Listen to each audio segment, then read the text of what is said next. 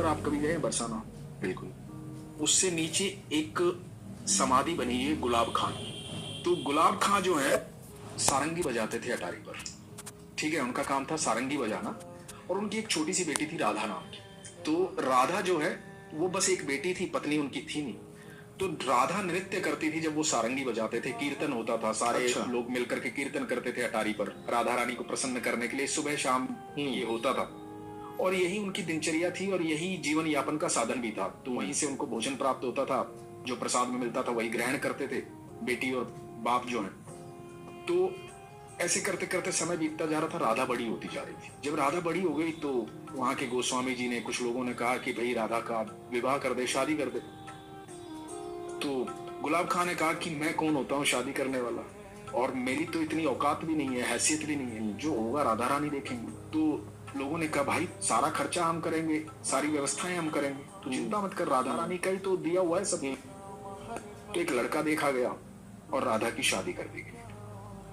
अब जब राधा की शादी हो गई तो गुलाब खां से ये जो वियोग था ना, ये सहन नहीं हुआ। अब जो बेटी सुबह शाम उसके साथ रहती थी, सारंगी बजाता था, नृत्य करती थी, हर समय बाबा बाबा बाबा बाबा, वो सुन नहीं पा रहा था, वो बाबा बाबा रोता रहता था उसकी याद में।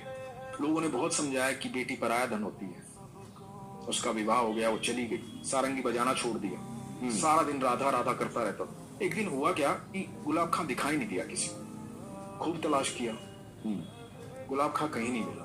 तो लोगों को लगा कि बेटी के वियोग में आ गया था, दुखी हो गया था, हो सकता है बैकुंठ धाम चला गया हो, उम्र भी हो गई थी उसकी। तो लोगों ने एक समाधि बनवा दी गुलाब खां की याद में बरसाना में।